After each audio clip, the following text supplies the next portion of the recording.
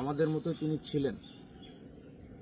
আজকে এই দুনিয়ার এই মায়া, ভালোবাসা, স্ত্রী, পুত্র, সন্তান, স্বামী, সব কিছু ছেড়ে আজকে একটা আলাদা জগতের যাত্রী তিনি।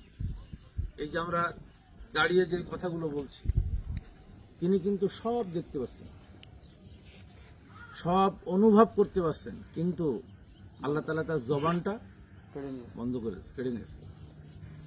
তার রুহুটা তার মধ্যে নাই, যার কারণে তিনি এখন মৃত একটা লাশ।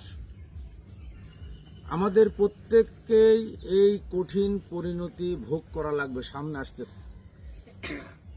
এজন্য আরবি একটা কবিতা আছে, আল মাউতু কাসুন কুল্লু নাসুন শারিবুহা অল কবরু বাবুন কুল্লু নাসুন দাখিলুহা। যে মৃত্যু এমন একটা শরবত যা সকলকেই পান করতে হবে, আর কবর এমন একটা দরজা যে দরজা দিয়ে সকলকে যেতে হবে। অর্থাৎ এই পরিস্থিতি থেকে বাঁচার কোনো সুযোগ কারোর নাই।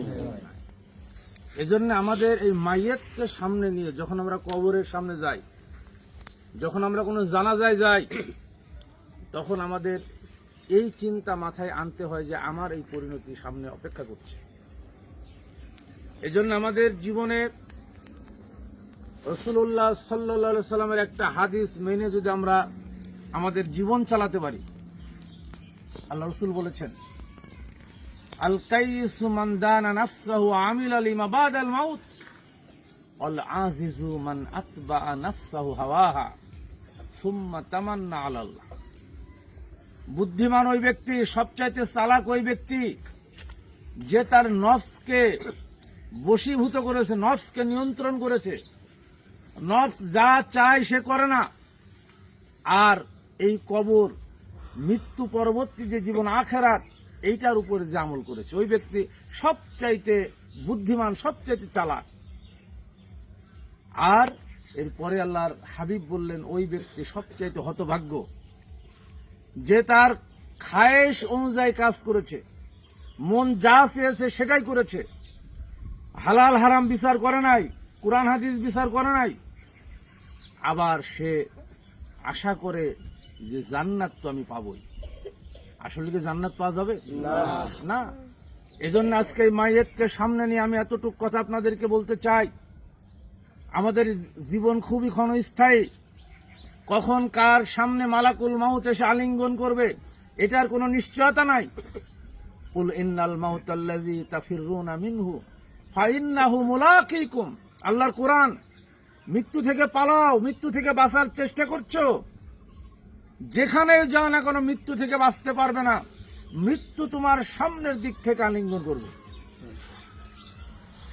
আইনামা তাকুনু ইদরিকুমুল মাউতু ওয়ালাউ কুনতুম ফি বুরুজিম মুশাইয়াদা। আল্লাহর কোরআন বলছে, মৃত্যু থেকে তুমি যেখানে যাও না কেন, যদি তুমি সীসা ঢালা নির্মিত কোন দুর্গের মধ্যে বসবাস করো, সেখানেও মৃত্যু পৌঁছে যাবে। কাজে আমাদের ওই আখিরাত নিয়ে একটু চিন্তা করতে হবে।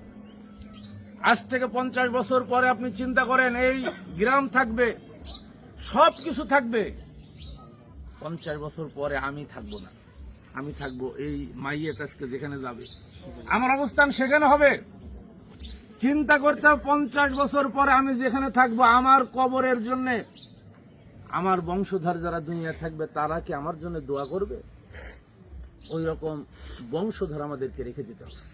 আল্লাহ এটা আমাদেরকে শিক্ষা দিচ্ছে, রব্বানা হাবলানা মিন আজওয়াজিনা ওয়া যুররিয়াতিনা কুররাতা আয়ুনি ওয়াজআলনা লিল মুত্তাকিনা ইমামা।